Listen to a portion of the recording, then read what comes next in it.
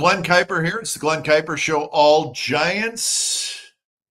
I would imagine we have an unhappy group of viewers tonight. Can't hardly blame you. But we're going to roll forward and we're going to have a good show. We promise you that. And we'll cover a whole bunch of different things. We will obviously cover today, bad. Homestand, bad. Series, bad.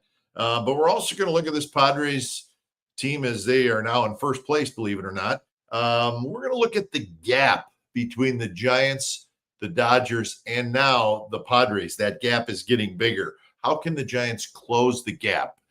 So we'll talk about that, talk about some more of the issues for the Giants that need to be fixed in this offseason. And we're going to look at what I think is the most fascinating team in baseball right now. So that's what we got on the show. You know what we do. You hit the subscribe button. I want to hear from you. I know you folks are cranky. I know you're pissed off. I don't blame you, but I want to hear from you. And I also, let's get some questions. Let's get some comments, and we will certainly get them out there. Now, as always, the show tonight is brought to you in part by the Kehrig Real Estate Team. Good people, folks. Since 1978, the Kehrig Real Estate Team has been helping families buy and sell homes across the Bay Area with a legacy of client-first service. Whether you're moving up, downsizing, or making your first purchase of a home, trust the Kehrig Real Estate Team to guide you home. Contact Mike Kehrig today for a free home sale or purchase consultation.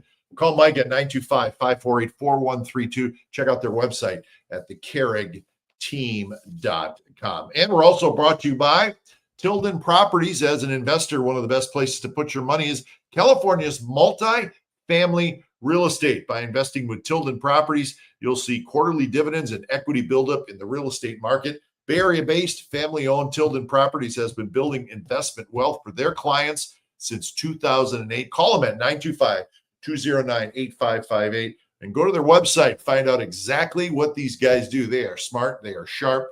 And again, they've been making their clients lots of money for a long time. So it's worth a look. Go to tildenproperties.com. So we appreciate our sponsors. As always, let's get started. And again, it's tough sledding. Nobody's happy. I'm not happy. Giants aren't happy. Fans aren't happy. And I don't blame any of them, quite frankly. Today, listen, what can you say? I mean, we're all running out of things to say, unfortunately. The bad part is it seems like it keeps getting worse. Today was just awful. 11-1 was the final. There was never a chance in this game for the Giants. Kai Tang goes an inning and 2/3, walks four hits. He gives up 7 runs. He's knocked out in the second inning. The defense looked confused. Guys didn't know where to be on cutoffs, which is really hard to understand. And all this happening in the middle of August is just it's something that I've thought a lot about as we've kind of watched this fall. And it is just, it's hard to figure out what the heck is going on. And I think the players feel the same way. They don't know what happened.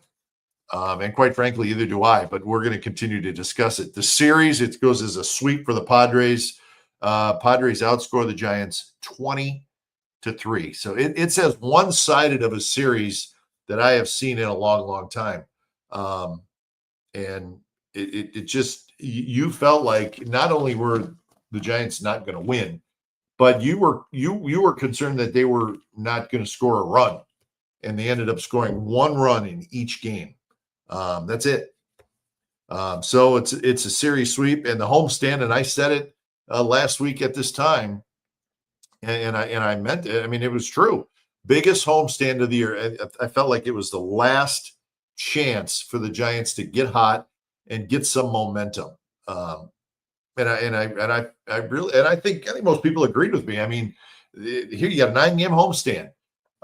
You got a couple teams that you feel like you could beat, you should beat, and then you got a really good Padres team.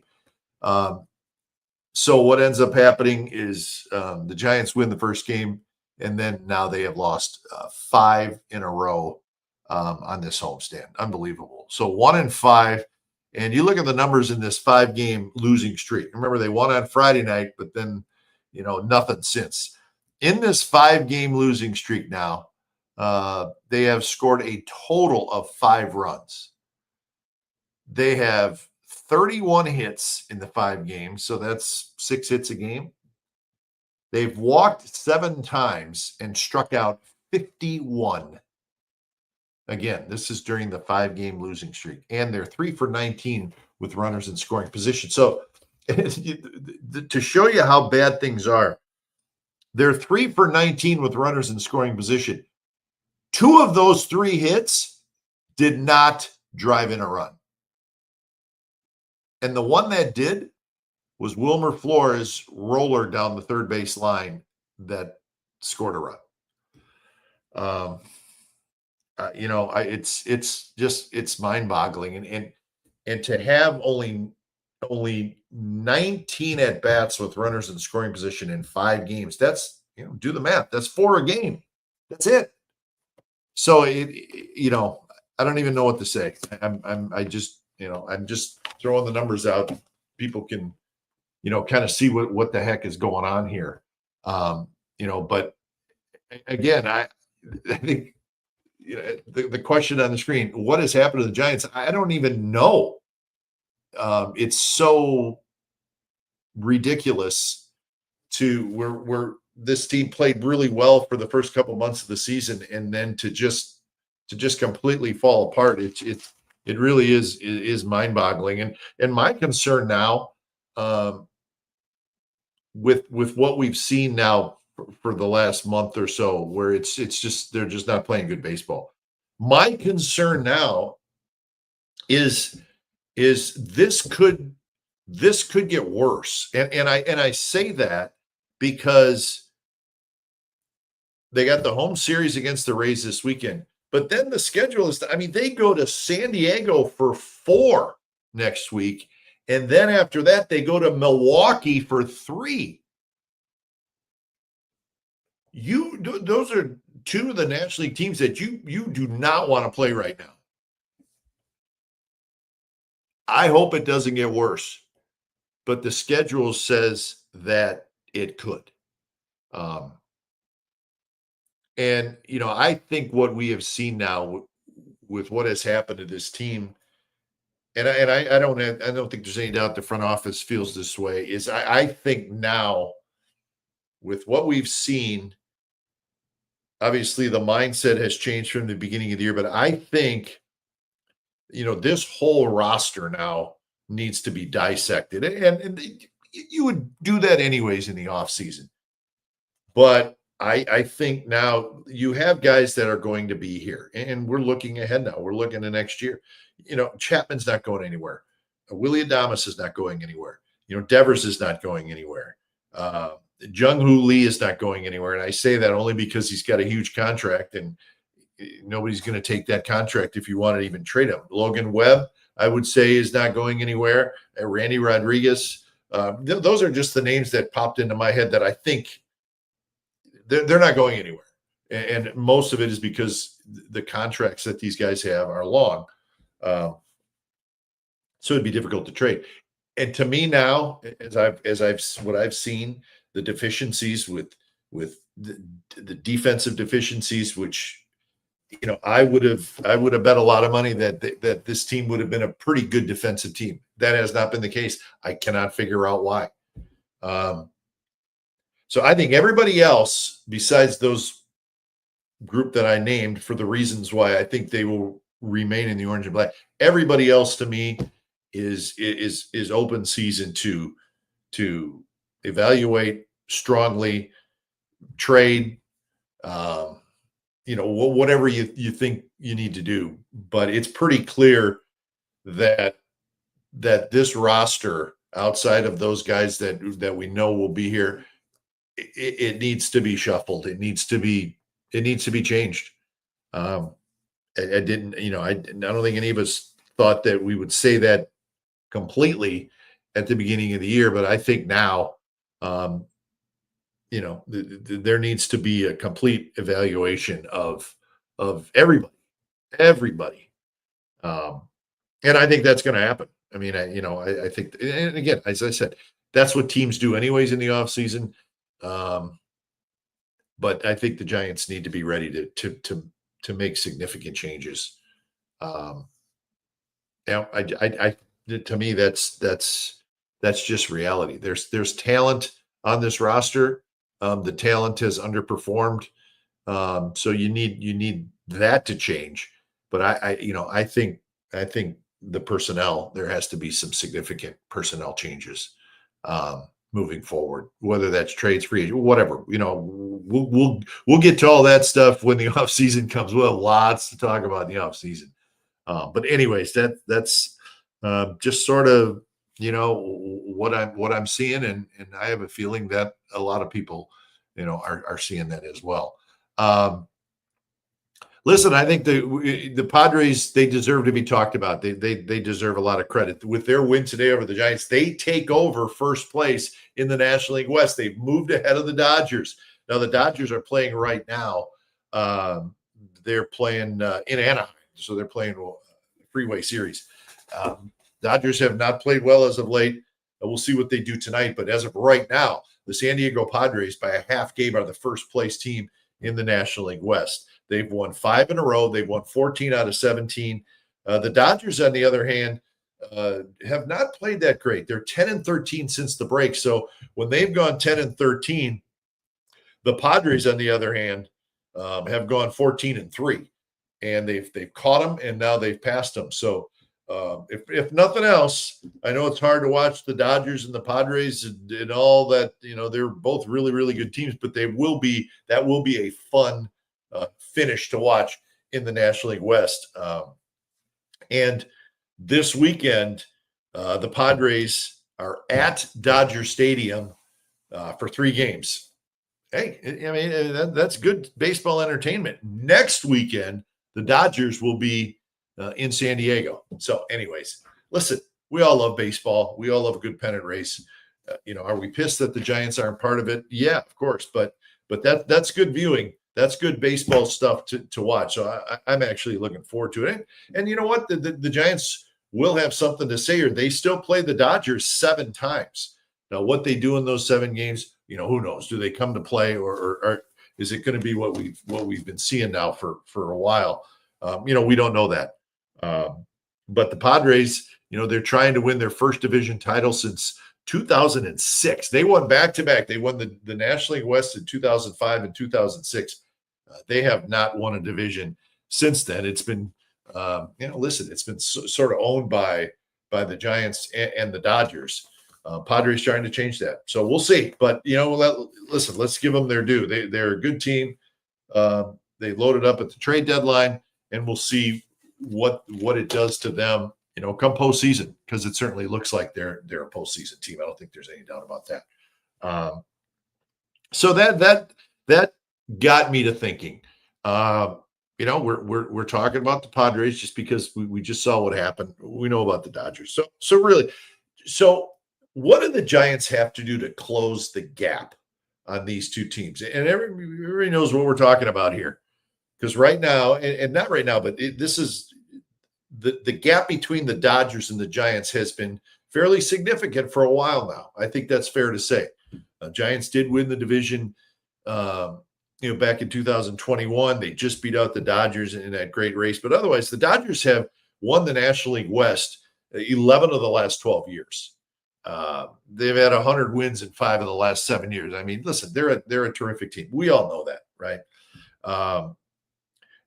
But my point here is what do the Giants have to do to close the gap on the Dodgers, that gap that's been there for a long time? But now with what the Padres are doing, now the Giants, and I'm seeing a gap between the Padres and the Giants. So when I say gap, I'm just talking wins and losses. I mean, talent level on the roster. And that gap has been there for a while with the Dodgers. Now it's been there for a couple years with the Padres. So that's an issue. That's a big issue. These teams aren't going anywhere. And what do the Giants have to do to stay with these teams or get back where they're close to being equal to these teams, or that they can compete for a playoff spot, because right now they're falling behind both these teams, and they've been behind the Dodgers for a while, and now they're starting to fall behind the Padres. That to me is a big concern. So it got me to thinking, what do the Giants have to do? And it's not easy. Listen, this may be something they can't do, but I think that in time they can. So what do you think? So first of all, you're going to have to spend money, but the Giants are not afraid to spend money. I think they've showed that they will spend money when they feel like it's the right player. Now, there may be disagreements. Fans may not like the choice of a player, but I do think the Giants have shown they are not afraid, to spend money. But to keep up or to close the gap with these two teams, which is what we're talking about, they're going to have to spend. They're probably going to spend more. You look at the Padres. Their luxury tax number, and I'm getting this from Fangraphs and in some different places, so I'm getting as accurate as I can. But their luxury tax number is 265 this year, 265 million for their payroll. And again, the payroll and the luxury tax number are luxury tax number is always going to be higher. It includes a whole bunch of other things, so I'm not going to explain that. But the point is Padres have shown they'll spend money. They got Machado. He's signed for 8 more years. Tatis, he's signed for 9 more years. Jackson Merrill signed for 9 more years. Cronenworth signed for 5 more years. So they have spent money, and they got these guys long term. Whether that all works out or not, we'll see. But Padres have spent money. Giants need to continue to spend money, and maybe even a little more. We know what the Dodgers do. The Dodgers, their luxury tax number is 396 million. So they have shot way past any luxury tax threshold. They don't care, right? So money is not enough. You're not going to be able to spend like the Dodgers do. But as we're discussing money and payroll and that type of thing, the Giants need to spend wisely, because they're not afraid to, the Devers thing showed that they'll take money. They're not afraid to spend money. They're not afraid to assign a free agent. What they have to make sure they do is sign the right ones, because no matter how much they spend, it's not going to be like the Dodgers. And the Padres, they're not afraid to, throw it out there either. So the point I'm making is, one of the things they can do, the Giants, is probably going to spend more and make sure that you spend it on the right people. Now, the second thing, and this is interesting, so follow me on this. They have to, for numerous reasons, but the Giants have to continue to improve their minor league system. And we're seeing some progress there. But the reason I say that is, if you have a really good minor league system, it allows you to go so many different directions. It allows you to build from within with your team. It allows you to trade these prospects out of what you hope is a strong minor league system to get major league talent. And it allows you to do both. Keep some of that young talent that you have in your minor league system, trade some of it. You can do that if you have a really, really strong minor league system. Now, I bring that up with the Dodgers in mind, okay? That's who we're trying to close the gap on. The Dodgers, with all this talent they have a terrific minor league system, and they've had one for a long time. And what they've been able to do is exactly what I'm talking about. Keep some guys, keep some of your best prospects, let them get to the big leagues, but also use some of those really, really good prospects to get whatever you want. It's what you have to do. Really, you have to do that as an organization wherever you're at. But the Giants absolutely need to do this if they're going to close the gap. Okay. And they're making progress. MLB Pipeline, which does a nice job with, with taking a really close look at minor league systems, and they put out their latest. They rank their latest minor league systems 1 through 30. Who's the best? Who's the worst? That kind of thing.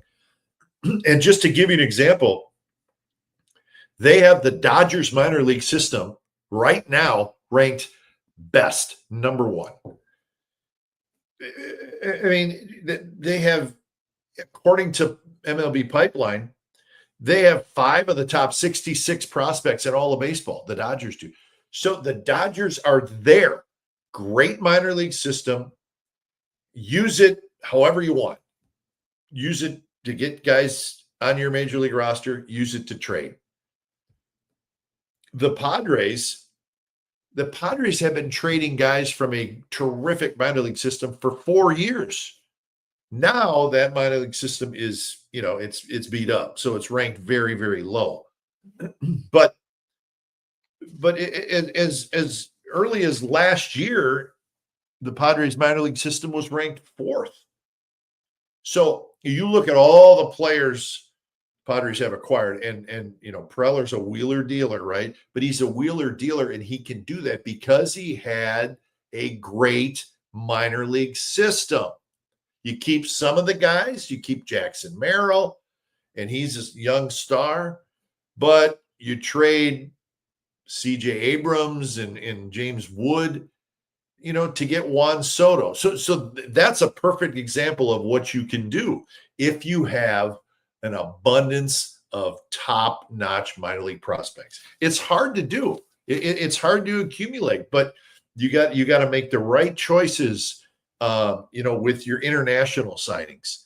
And the Dodgers have been great at that, and so have the Padres. And this is where the Giants need to get to.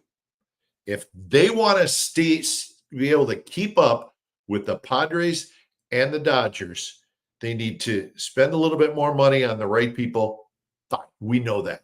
But maybe more important, they need to continue to build their minor league system. Now, the good news is they have made progress as of late. According to the MLB Pipeline that I'm talking about, which ranks this, they have the Giants with the 18th best minor league system in baseball. So in the middle. Not great, right? But they've moved up a whole bunch. Okay. And again, this is just, one area. There's all kind of minor league. There's all kinds of places that rank, the minor league system. So I'm just using one, but generally, all the different publications are not that far off with what they think about minor league systems. So my point is this: I'm giving you what I think the Giants need to do to close this gap on the Padres and the Dodgers. And maybe the most important thing outside of, spending money, which is that's the easy thing to kind of throw out there. But getting yourself to a top 5 minor league system, that may be the best route to go if you're the Giants. They're making progress. They got a long ways to go. And I know Buster has said it. We need to draft better. We need to really, really hit it with our drafts and with our international signings. Buster Posey has said that. He said it early on in his tenure as the man in charge. You have Eldridge. We all know the story there. You have some young outfielders that are moving up in the system. You have in the lower systems, part of the system, you have some terrific young pitchers. You have some very talented young players, but this is all going to take a while, and that's the tough part here. That's the tough part. To build up a good minor league system, it can take 2-3 years, right? But listen, this is, I'm convinced that this is, what the Giants need to do to close this gap, because the gap is widening, and the gap is widening with both these teams to where the Giants stand against them, and that's a big concern. So hey, there's some ideas there. So let's keep an eye on this Giants minor league system, and see what happens. And listen, sign a couple of the right free agents moving forward. But again, all that is stuff that we can talk about, come the off season. But anyways, so and kind of on the same, on the same topic, but yet maybe more so, how are the Giants gonna get back to being one of the top teams? How are they going to get to where they can compete with, the Phillies and the top teams? I mean, that's just, that's reality. You got to get there. You got to get there. And we thought they were a little bit closer. But the point is they are where they are. And one of the things that really jumps out at me, and it's not anything new. Everybody that is, all of the people watching out there that have watched the Giants play this year, they know this. They know what I'm about to say. But I just have some numbers to back it up. You guys know I like to back things up with numbers, even the simple ones. But there's too many holes in the Giants lineup. There's too many position spots where there's just has not been nearly enough production. Again, I'm not throwing, some, I'm sort of being Captain Obvious. I understand that, but it is, I think, another thing that needs to be corrected if you're going to get to where you want to get to compete with the big boys in the National League. We thought after the first 2 months that the Giants were going to be able to do that, but now we're not so sure. But here's some numbers, and this is it's tough because guys are busting their ass trying to be better. But the point is listen, from the catcher's spot this year, and these are offensive numbers, so we're not talking about defense. We know the importance of defense, and that I think needs to be an issue going forward. But the catcher's spot, this is all the people who have caught games for the Giants this year, their offensive numbers for the year. Giants catchers have hit 207 with 5 homers and 40 RBIs. That's the catcher's spot. That's not enough. I don't care how good Patrick Bailey is defensively, and he is terrific. That's not enough. That's a hole in your lineup. I think that's fair. I think that's a fair criticism. That's all. 207, 5 and 40 is a hole in your lineup. The first base spot, and this is a little different now because I think Devers I think is going to settle in and I think he's going to be fine at first base. So I think the solution is there, but still, you have to remember Devers didn't come till the middle of June. So, but the overall numbers for everybody that has played first base this year for the Giants is 204 batting average with 8 homers and 44 RBIs. That includes the games Wilmer has played at first base, Lamont Wade Jr., who really struggled. I mean, that's just reality. Those are the numbers. The second base numbers this year. Okay, Casey Schmidt, maybe he's the answer. He has a chance to be the answer. But all the guys who have played second base this year for the Giants, those numbers, 222, 9 homers, and 43 RBIs. That's the production the Giants have got from the second base spot. That's a hole in the lineup offensively. I think that's fair. So just looking at that, and again, these are all offensive numbers, but you have an offensive hole at catcher. You had an offensive hole at first base for half the season, which now it's different with Devers there. The offensive numbers say there's been a hole at second base. Maybe Schmidt. We'll see. But that's 3 spots this year. And fourth, in right field, the numbers for all the people that have played right field this year for the Giants: 207 batting average, 11 homers, and 34 RBIs. That's an offensive hole.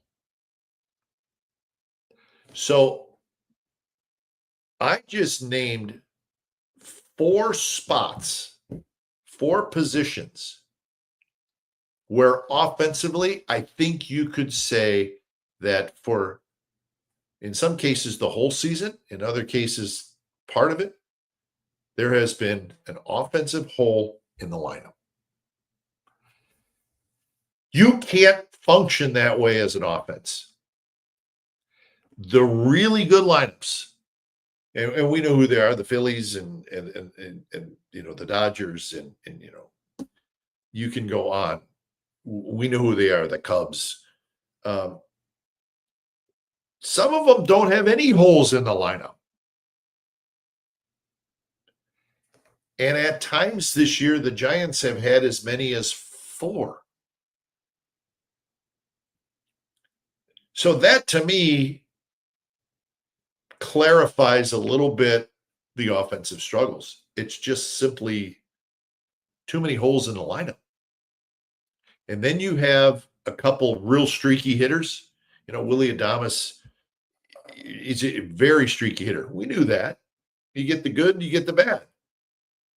And we saw Willie with just a terrific month of July. It was great. It was like, this is, he hit 337 in July.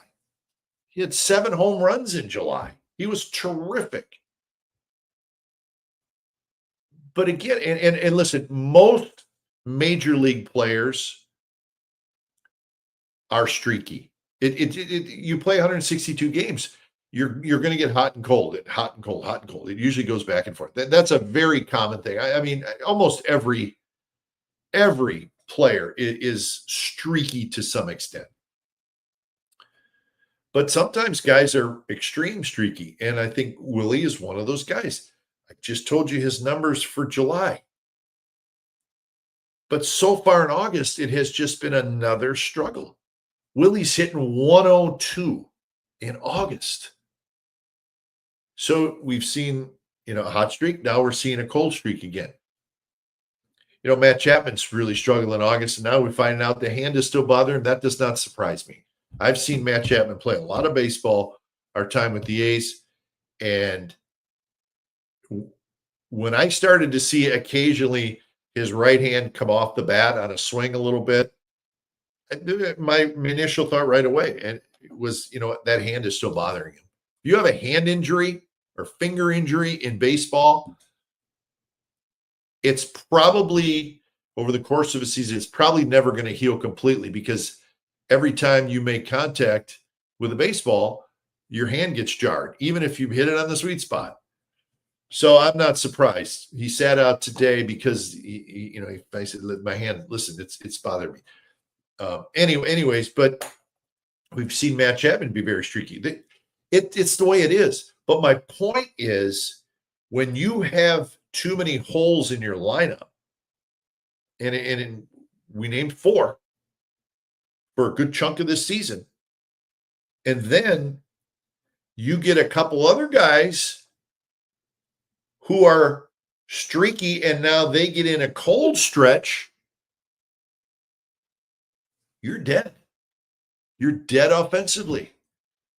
And to me, that is what we've seen from this Giants offense this year. Frustrating. I think now it's to the point where they're just pressing. And that happens. That does happen. But that to me, those are things that obviously need to be fixed. If you're going to close the gap at any point in the next couple of years on the Padres and the Dodgers. Bake the Dough checking in. Says their reluctance to rebuild has kept them second and third fiddle. They're left with constantly rostering journeymen as core pieces and having to rely on them. Well, some of that is true. I would not.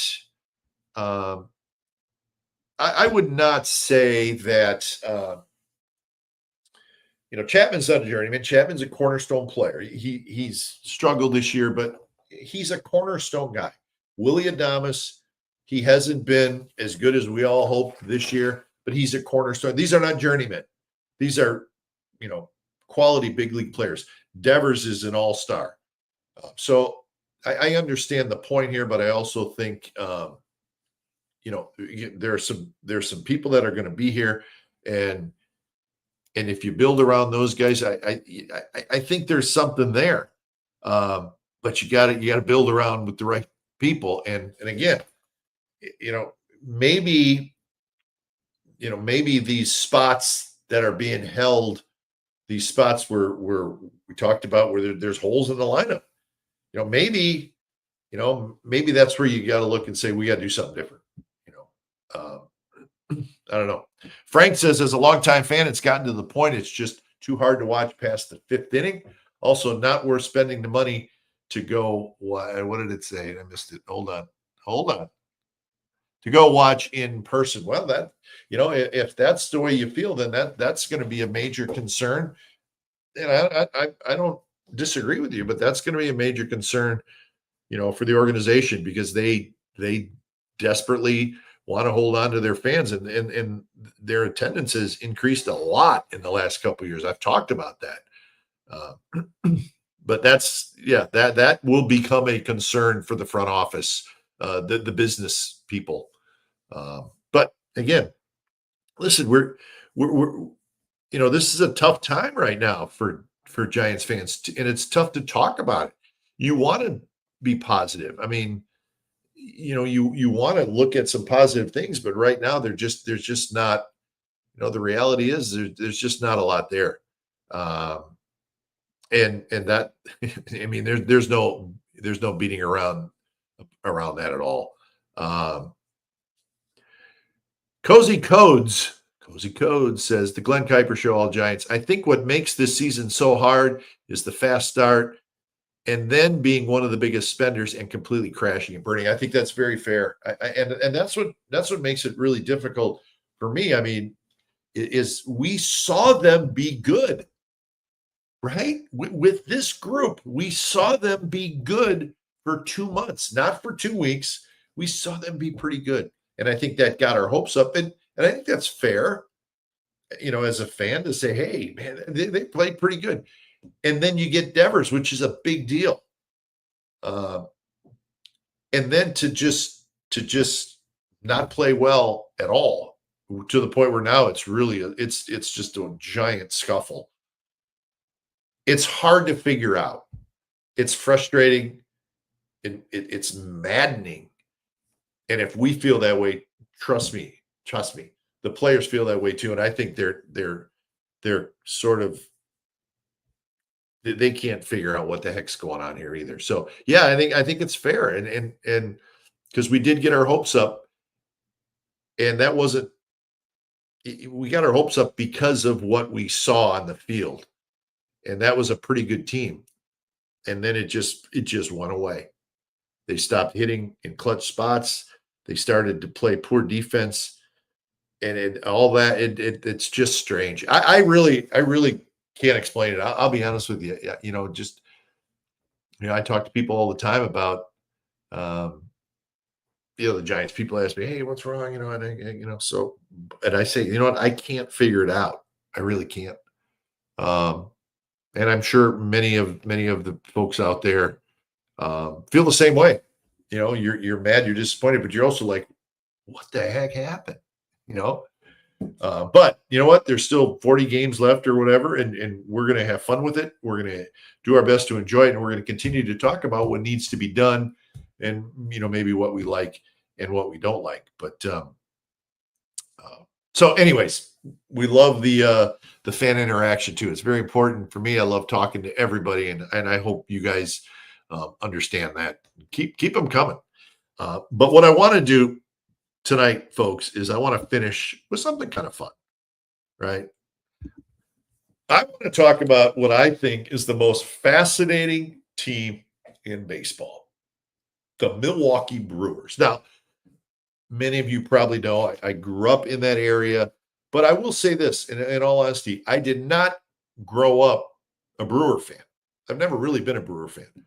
When I was a kid, with my brother Dwayne playing for then the Cleveland Indians, I was an Indians fan. And then when he got traded to the Giants in 1982, I was a Giants fan. I was never a Milwaukee Brewer fan, but I know a lot of people back there who are, and they're having a ton of fun.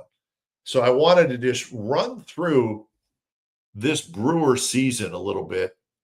And like I said, try to finish the show on a lighter mood. Let's finish it with at least a smile on our face, even though it's not the team that we wish we were all talking about. But let's give the Brew Crew some love. They're 76-44, best record in the major leagues. They got an 8-game lead now over the Chicago Cubs. They won today.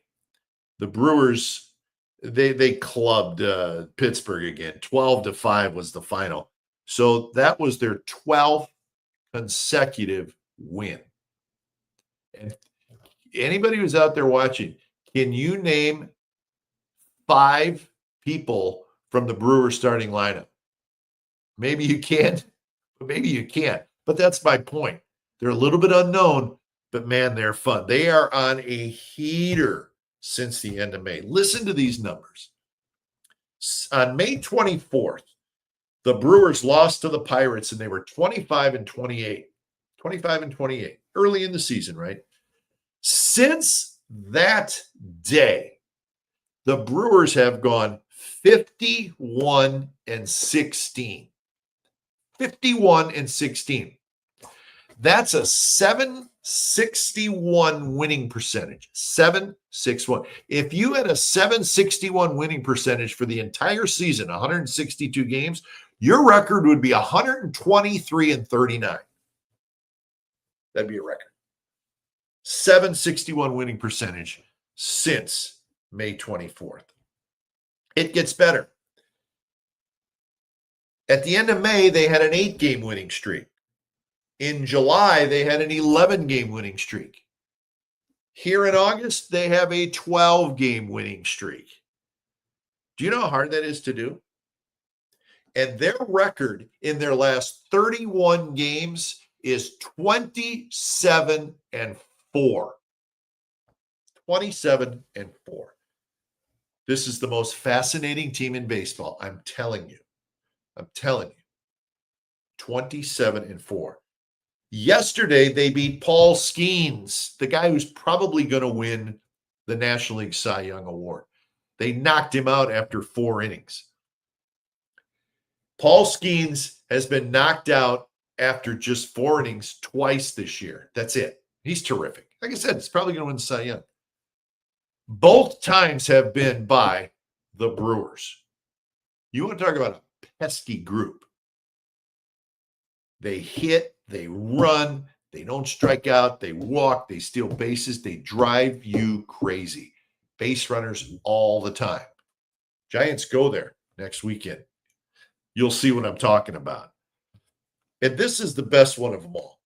We're talking about Magic in Milwaukee. Maybe Bratwurst Magic. I don't know. But listen to these 2 stories. Andrew Vaughn. Remember Andrew Vaughn? Big kid from Cal, big power hitting first baseman. White Sox drafted him 3rd overall a handful of years back. So Andrew Vaughn is just scuffling. He plays 48 games this year with the White Sox.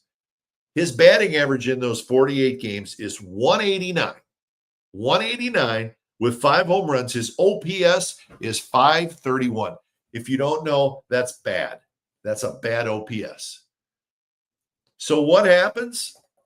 People are like, what's wrong with Andrew Vaughn? He can't hit anymore. So what happens?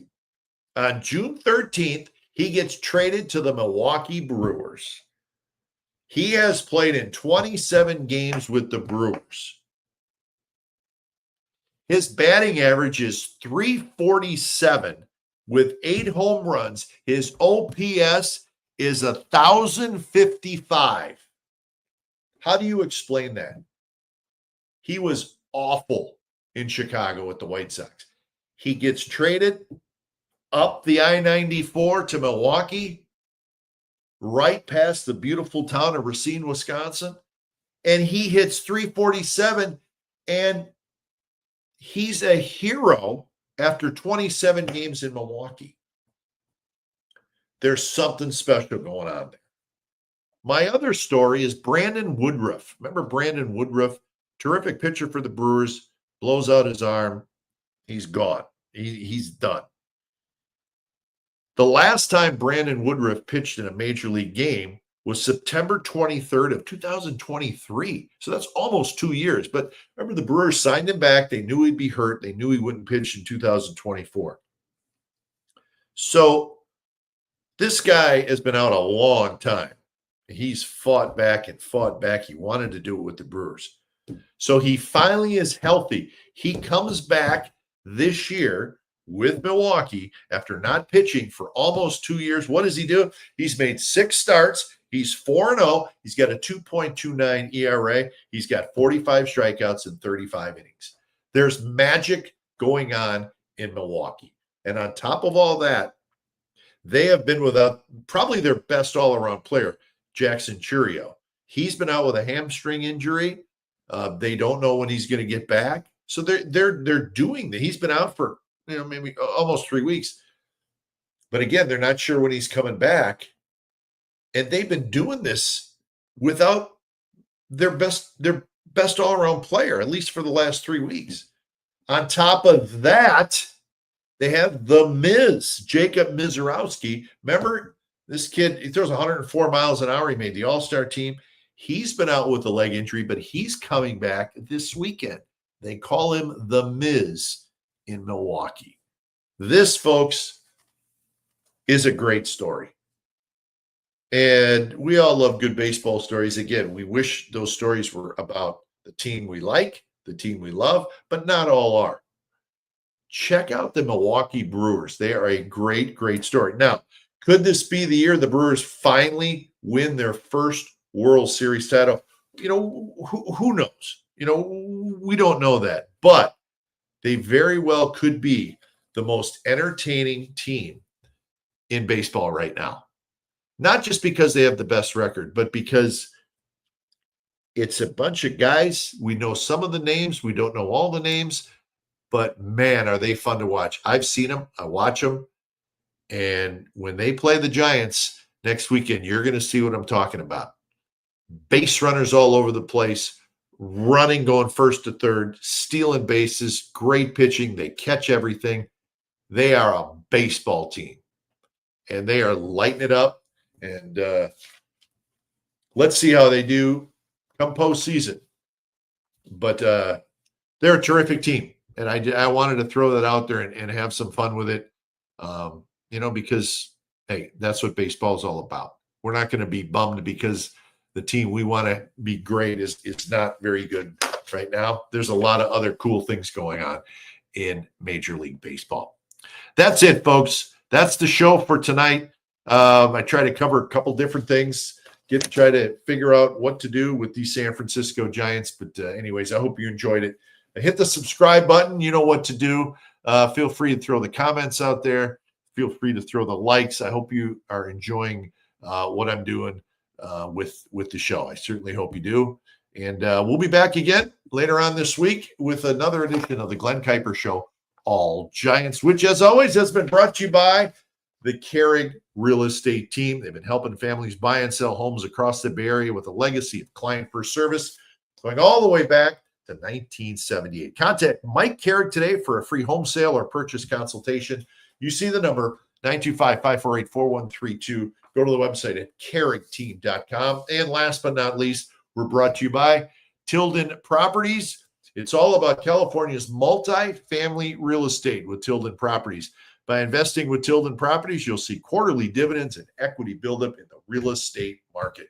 Go to tildenproperties.com or give them a call at 925-209-8558. Thanks to the sponsors. Most of all, thanks to you guys for watching. Hope you enjoyed the show. The Glen Kuiper Show, All Giants. That's it for tonight, everybody. Have a good one.